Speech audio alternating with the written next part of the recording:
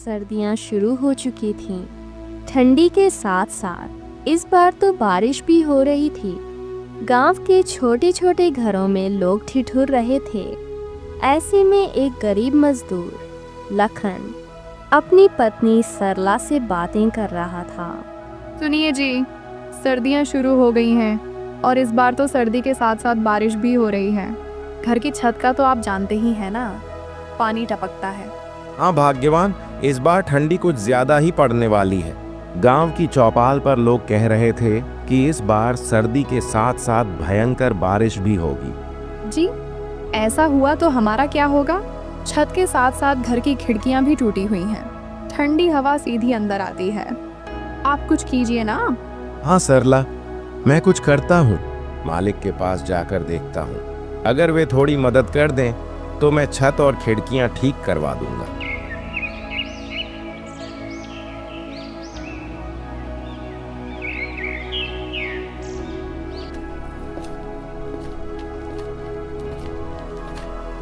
अगली सुबह लखन अपने मालिक दयानंद के घर की ओर निकल पड़ा। दयानंद स्वभाव से बहुत कठोर और निर्दयी आदमी था। वह अलाव के पास खड़ा अपने नौकरों पर चिल्ला रहा था। लखन डरते डरते उसके पास गया। मालिक, ठंडी का मौसम आ चुका है। कल तो हल्की हल्की बूंदाबांदी भी हो रही थी। मेरे घर की छत और खिड़कियां टूटी हुई हैं। घर में पानी और हवा दोनों ही घुस आते हैं। अगर जल्दी ठीक नहीं करवाया तो ठंडी में हमें बहुत दिक्कत हो जाएगी। मैं और मेरी पत्नी तो किसी तरह दिन काट लेंगे, पर मेरी छोटी बेटी, वह इतनी ठंडी में उस टूटे घर में नहीं रह पाएगी। अरे लखन, इसमें मैं क्या कर सकता हूँ? मालिक, आप मुझे थोड़े पैसे उधार दे देते तो मैं अपने झोपड़े की मरम्मत करवा लेता। मैं दिन रात मजदूरी करके आपका उधार चुका दूंगा। अरे, तूने अभी तक इतना काम भी नहीं किया जो मैं तुझे उधार दूं। अभी मेरे पास पैसे नहीं हैं। सर्दी की वजह से सारा धंधा चौपट पड़ा है। और सुन, कल से काम पर मत आना। मुझे तेरे जैसे मजदूर की जरूरत नहीं। अरे मालिक, मैं तो मदद की उम्मीद से आपके पास आया था, लेकिन आप तो उल्टा मुझसे मेरा ही रोजगार छीन रहे हैं। ऐसा मत कीजिए मालिक, मत कीजिए। मैं कहाँ जाऊंगा? लखन की इतनी मिन्नतें करने के बाद भी उसका मालिक दयानंद उसकी एक नहीं सुनता।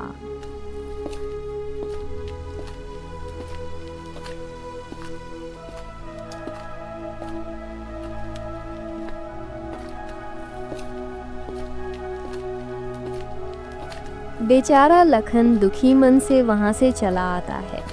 दिन भर वह जगह जगह काम ढूंढता रहा, पर उसे कहीं काम नहीं मिला।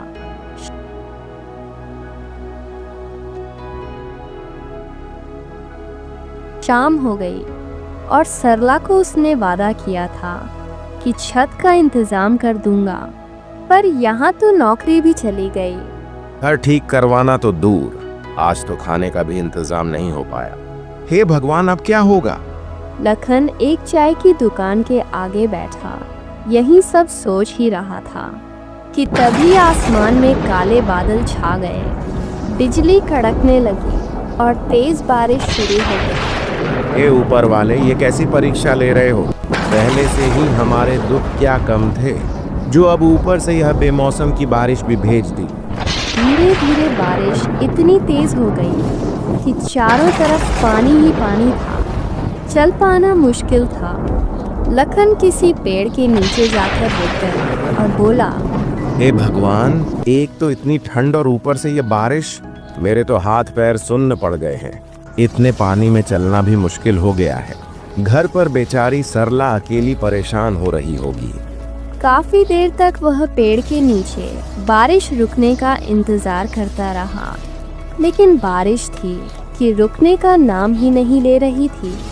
आखिर उसने खुद से कहा, लखन, इस बारिश का कोई भरोसा नहीं, रुके या ना रुके घर पहुंचना ही होगा। इतना कहकर लखन उस तेज बारिश में घर की तरफ दौड़ पड़ा। चारों ओर पानी ही पानी था। छोटे छोटे झोपड़े बह चुके थे।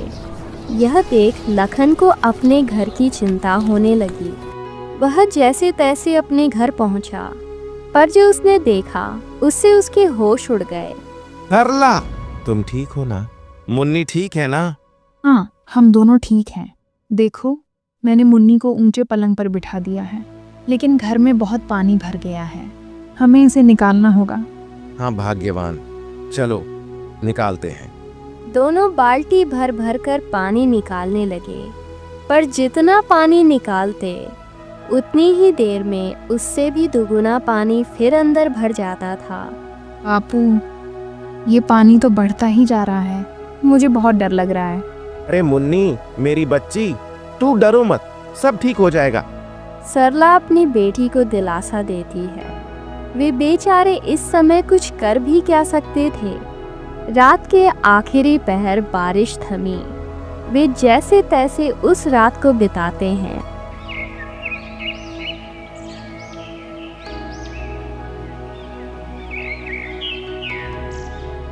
अगली सुबह जब लखन की आंख खुली तो उसने देखा कि घर में चारों ओर गीलापन था। रात की बारिश में उनका राशन, बिस्तर, सब कुछ भीग चुका था। फिर भी लखन ने हार नहीं मानी। वह कुछ लकड़ियाँ और खाने पीने का थोड़ा बहुत इंतजाम करने निकल पड़ा। भाग्यवान, तुम मुन्नी का ध्यान रखना। मैं कुछ लकड़ियाँ और खाने का सामान लेकर आता हूँ। ठीक है जी, जल्दी लौट आना। मुन्नी को अभी भी सर्दी लग रही है। लखन पास के जंगल से कुछ लकड़ियाँ लाया। उन लकड़ियों से उसने अलाव जलाया ताकि थोड़ी गर्मी मिल सके। ठंड से थोड़ी राहत तो मिली, पर बारिश का सिलसिला अगले कुछ दिनों तक यूं ही चलता रहा। हर रोज लखन और सरला को घर से पानी निकालना पड़ता था। जी, ऐसे कब तक चलेगा ये? हर रोज बारिश का पानी निकालते निकालते घर पूरा खोखला हो गया है। अब कर भी क्या सकते हैं भाग्यवान, कोई और रास्ता अभी तो नहीं है। बस ऊपर वाले पर भरोसा रखो। वे दोनों आपस में बातें कर ही रहे थे कि अचानक से तेज तूफान आने लगा। बिजली खड़कने लगी।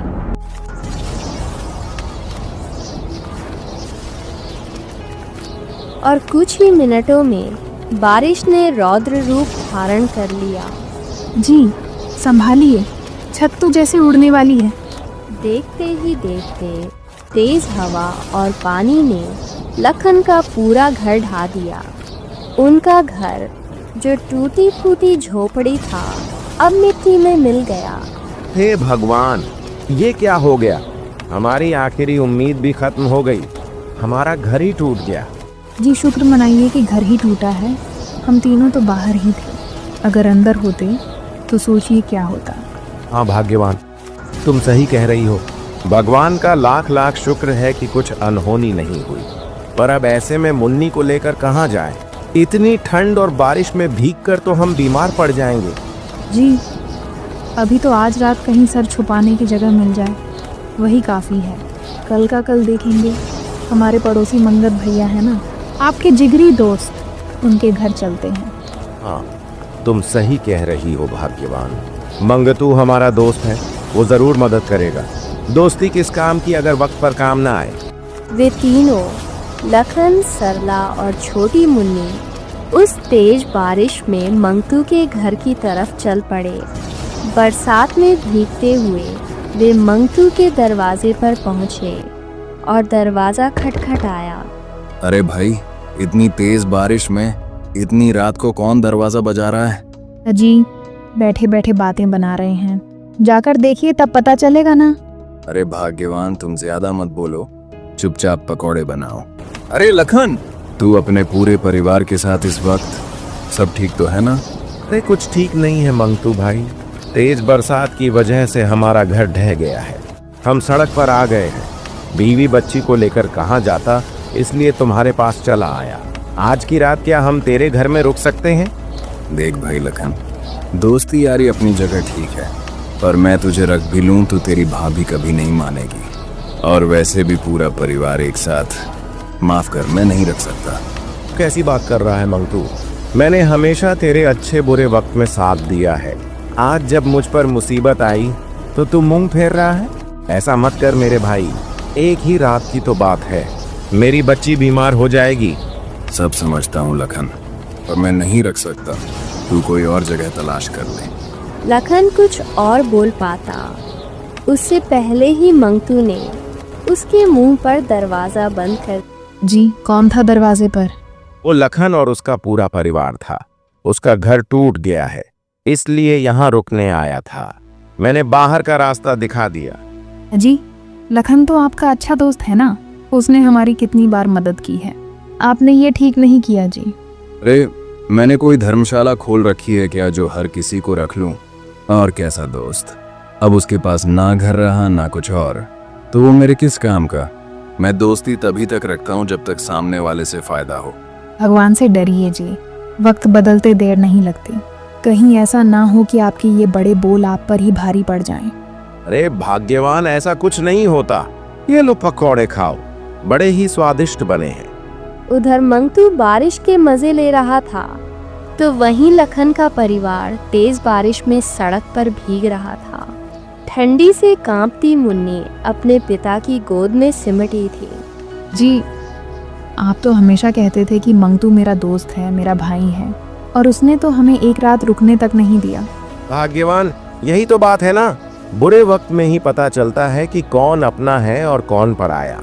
लेकिन मंगतू से मुझे ये उम्मीद नहीं थी। मम्मी, मुझे बहुत ठंड लग रही है। जी, मुन्नी को बहुत तेज बुखार हो गया है, ये ठंड से कांप रही है। अब हम क्या करें जी, आप कुछ कीजिए ना। चलो मुखिया जी के घर चलते हैं, अब वही हमारी मदद कर सकते हैं। हाँ जी, जल्दी चलिए। वे तीनों जैसे तैसे तेज बारिश में मुखिया के घर पहुंचते हैं। बारिश अब भी रुकने का नाम नहीं ले रही थी। तेज हवा, कड़कती बिजली और ठंड ने माहौल को और भयानक बना दिया था। ऐसे में लखन, सरला और उनकी छोटी बेटी मुन्नी किसी तरह ठोकरें खाते हुए गांव के मुखिया के घर पहुंचे। मुखिया जी, मुखिया जी, दरवाजा खोलिए। कौन है रे इतनी रात में? क्या आफत आ गई जो कुंडी बजा रहा है? मुखिया जी, बारिश से मेरा पूरा घर टूट गया है। मैं बेघर हो गया हूँ, मेरी मदद कीजिए। आज रात अपने घर में ठहरने दीजिए। क्यों भाई, मैंने तुम्हारा ठेका ले रखा है क्या? पता नहीं कहां कहां से लोग चले आते हैं मुंह उठाकर। मुखिया जी, आप तो गांव के करता धरता हैं। अगर बुरे वक्त में आप ही मदद नहीं करेंगे तो और कौन करेगा भला? अरे मुखिया हूं तो क्या हुआ, मेरी हवेली कोई धर्मशाला थोड़ी है। अब तू यहां से चुपचाप जाएगा या नौकरों से धक्के मार के निकलवाऊं? मुखिया ने उनकी एक भी नहीं सुनी, बल्कि नौकरों को बुलाकर लखन और उसके परिवार को धक्के देकर बाहर निकलवा दिया।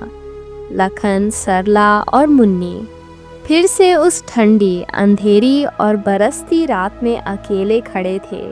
हे भगवान, किसके दरवाजे जाएं अब? किसी ने भी हमारी मदद नहीं की, न दोस्त ने न मुखिया ने। रात भर वे तीनों कभी किसी रिश्तेदार का तो कभी किसी परिचित का दरवाजा खटखटाते रहे, लेकिन किसी ने भी दरवाजा नहीं खोला। थक हार कर आखिरकार वे एक बड़े पेड़ के नीचे आकर बैठ गए। आज दिखा दिया लोगों ने, कोई किसी का अपना नहीं होता। आप हिम्मत मत हारिए जी, ऊपर वाला सब देख रहा है, वो हमारी जरूर मदद करेगा। एक दिन हमारे भी अच्छे दिन आएंगे, और जिन्होंने आज हमें ठुकराया है ना, भगवान एक दिन उनकी आंखें जरूर झुकवाएगा। वे रात भर ऐसे ही बारिश में भीगते हुए अपनी किस्मत को कोसते रहे।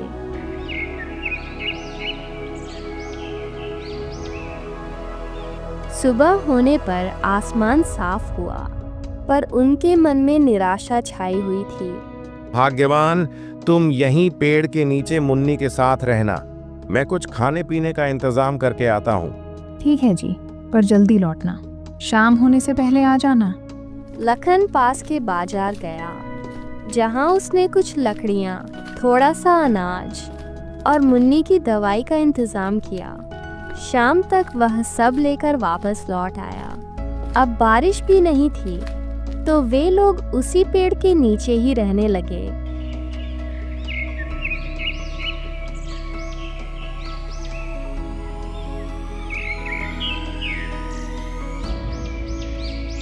एक सुबह जब सूरज की हल्की किरणें पेड़ की डालियों से छन रही थीं, लखन का पुराना दोस्त मंगतू वहां से गुजरा।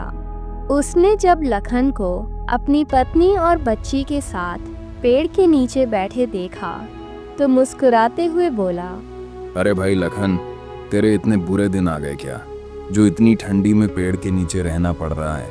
थू थू, मुझे देखकर बड़ा अफसोस हुआ। बस मंगतू भाई, वक्त वक्त की बात है। आज तुम्हारा समय है, तुम हम पर हंस लो, कभी ऊपर वाला हमारा भी वक्त लाएगा। अरे सड़क पर आ गए हो फिर भी इतना घमंड, ऐसा क्या हाथ लग गया तुम्हारे। चलो कोई ना, तुम ऐसे में ही खुश रहो। मंगतू का मजाक बनाकर वो वहां से चला गया। लखन और सरला की आंखों में आंसू भर आए। भाग्यवान, उसकी बातों को दिल पर मत लीजिए, ऊपर वाला सब सुनता है। हाँ सरला, तुम सही कहती हो। चलो मैं अब काम ढूंढने जाता हूँ, तुम मुन्नी का ध्यान रखना। लखन पूरे गांव में घूम घूम कर काम की तलाश करता रहा। किसी ने कहा कल आना, किसी ने कहा अब काम नहीं है। थका हारा लखन शाम तक फिर उसी पेड़ के नीचे लौट आया। सरला, मुन्नी, मुझे कहीं भी काम नहीं मिला, सब जगह लोग मना कर रहे हैं। कोई बात नहीं जी, भगवान ने हमें अब तक संभाला है, आगे भी संभालेंगे। उसी वक्त गांव की चौपाल से आवाजें आने लगीं। लखन ने देखा कि वहां बहुत भीड़ जमा है। भाई, ये इतनी भीड़ क्यों लगी है चौपाल पर?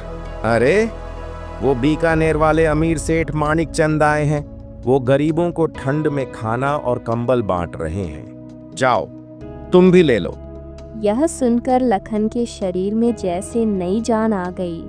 वह भागता हुआ चौपाल पहुंचा और लाइन में लग गया। सेठ मानिक चंद ने उसे एक भोजन का पैकेट और एक कंबल दिया। भगवान आपका भला करे सेठ जी, आपने गरीब की मदद की। उस दिन लखन की खुशी का ठिकाना नहीं था। कंबल ओढ़ते ही उसे ठंड से राहत मिली। वह भगवान को धन्यवाद देता हुआ तेज कदमों से अपने परिवार की तरफ लौटा। जी आ गए आप, और ये नया कंबल कहाँ से ले आए? अरे भाग्यवान, वो बीकानेर वाले सेठ मानिक चंद है ना, वे जरूरतमंदों को कंबल और खाना बांट रहे थे, तो मैंने भी ले लिया। हाँ बापू, सही किया आपने, अब ठंड नहीं लगेगी आपको। हाँ जी, मुन्नी बिल्कुल सही कह रही है, इस ठंडी में इस कंबल से हमें बहुत राहत मिलेगी। लखन, सरला और मुन्नी खुशी से बातें कर रहे थे। तभी उनके पास एक बूढ़ा लखन, सरला और मुन्नी जब पेड़ के नीचे बैठे अपने नए कंबल और भोजन का आनंद ले रहे थे, तभी अचानक एक बूढ़ा साधु उनके पास आकर रुका। उसके कपड़े फटे हुए थे, शरीर पर ठंड से कांपती झुर्रियां थीं और हाथ में एक पुरानी लकड़ी की छड़ी थी। बेटा, जरा पानी मिलेगा क्या? बहुत दूर से आया हूँ, गला सूख रहा है। अरे बाबा, पानी ही नहीं, आप तो आइए, बैठिए यहाँ पास में, लीजिए ये पानी, और चाहे तो ये थोड़ा सा खाना भी खा लीजिए। बेटा, तुम खुद गरीब लगते हो, फिर भी बिना सोचे मुझे खाना दे रहे हो। गरीबी तो आई जाई चीज़ है बाबा, पर इंसानियत नहीं जानी चाहिए। हमारे पास थोड़ा है, मगर उसमें से बांटने में क्या बुराई। साधु ने कुछ रोटियां और दाल खाई, फिर आंखें बंद करके कुछ देर ध्यान लगाया। उसके चेहरे पर एक तेज आभा झलकने लगी। बेटा लखन, मैं तुम्हारा इम्तिहान लेने आया था, तुम्हारा दिल सोने का है। आज तुमने जो निस्वार्थ भाव से मुझे भोजन दिया, उससे मैं बहुत प्रसन्न हूँ। बाबा, आप मुझे जानते हैं। हाँ बेटा, मैं सब जानता हूँ। तुमने अपने बुरे वक्त में भी किसी से बुरा नहीं किया, ना किसी का दिल दुखाया। इसलिए अब समय है कि तुम्हारे अच्छे दिन शुरू हों। बाबा, क्या हमारे भी दिन बदलेंगे? हम बहुत थक चुके हैं। बेटी, आज से तुम्हारी जिंदगी में उजाला होगा। कल सुबह सूरज के साथ तुम्हारे भाग्य का नया अध्याय शुरू होगा। बस विश्वास रखना और मेहनत करते रहना। इतना कहकर साधु ने अपनी झोली से एक छोटा सा थैला निकाला और लखन के हाथ में रख दिया। इसे संभाल कर रखना बेटा, इसमें तुम्हारे भाग्य की चाबी है। जब सुबह सूरज उगेगा तब इसे खोलना। लेकिन बाबा, इसमें है क्या? धैर्य रखो बेटा, सब पता चल जाएगा। अब मैं चलता हूँ, भगवान तुम्हें सुखी रखे। साधु इतना कहकर वहां से चला गया। लखन, सरला और मुन्नी देर तक उस थैले को देखते रहे। जी, कहीं बाबा कोई ठग तो नहीं था? कहीं इस थैले में कुछ नुकसानदायक तो नहीं? नहीं भाग्यवान, मुझे तो उनके चेहरे पर भगवान का आभास हुआ। जो कुछ भी है वो कल सुबह देख लेंगे। फिलहाल मुन्नी को सुला दो, देर हो गई है।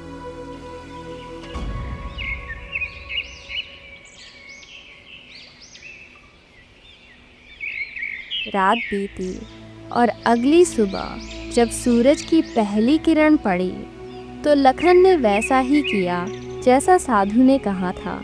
उसने थैला खोल, थैले के अंदर कुछ चमक रहा था। वो छोटे छोटे सोने के सिक्के थे। लखन की आंखें फटी रह गईं। ए भगवान, ये तो असली सोने के सिक्के हैं। अजी, सच में? ये देखिए कितना चमक रहा है। हमारा तो भाग्य ही बदल गया जी। अब हम नया घर बना लेंगे ना बापू। छत भी होगी, दीवारें भी होंगी। हाँ बेटी, अब तू ठंड में नहीं भीगेगी। अब हम अपना घर बनाएंगे जिसे कोई तूफान नहीं गिरा सकेगा। थोड़े ही दिनों में लखन ने उन सिक्कों से एक छोटा पर मजबूत घर बनवाया। उसने मेहनत से फिर से मजदूरी शुरू की। सरला ने घर संभाला और मुन्नी फिर से खिलखिलाने लगी। उधर मंगतू और मुखिया को जब लखन की नई हालत का पता चला तो दोनों शर्म से जमीन में गड़ गए। अरे भाई लखन, मुझसे बहुत बड़ी भूल हो गई। जब तू तकलीफ में था मैंने तेरी मदद नहीं की, मुझे माफ कर दे। मंगतू, अब पुरानी बातें भूल जा। बुरा वक्त ही तो सिखाता है कि असली अपना कौन है। चल अंदर चल, रोटी साथ में खाते हैं। मंगतू की आंखों में आंसू थे। लखन का दिल बड़ा था और उसका घर अब खुशियों से भरा था। उस दिन से लखन ने सीखा कि इंसान की सच्ची दौलत पैसे नहीं बल्कि उसका दिल है। जो दूसरों की मदद करता है, भगवान खुद उसकी मदद करता है।